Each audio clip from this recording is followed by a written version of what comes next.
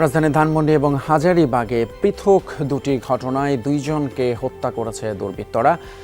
এমন খবর এসেছে যে মরদেহ নেওয়া হয়েছে ঢাকা মেডিকেল কলেজ হাসপাতালে। বিস্তারিত জানাতে আমাদের সঙ্গে সেখান থেকে যুক্ত হচ্ছেন সহকর্মী রাজীব আহমেদ। রাজীব, দুটি হত্যাকাণ্ড, কি তথ্য আছে আপনার কাছে এই সমস্ত বিষয় একটু জানাবেন।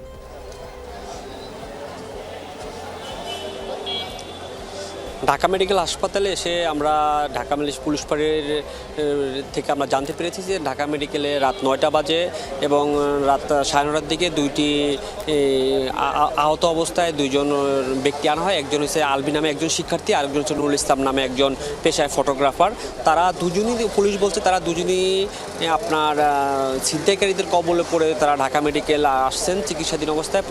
পরে তাদেরকে রাত 10টার দিকে ডাক্তার মৃত ঘোষণা করা হয়। এখন পর্যন্ত তাদের মরদেহ ঢাকা মেডিকেলে আছে এবং আত্মীয় স্বজনদের সাথে আমরা এখনও যোগাযোগ করতে পারিনি, কিন্তু আত্মীয় স্বজনদের সাথে কথা বললে আসলে আমরা ঘটনার মূল বিষয়বস্তু কী বা কী কারণে ঘটেছে সেটা আমরা বলতে পারবো।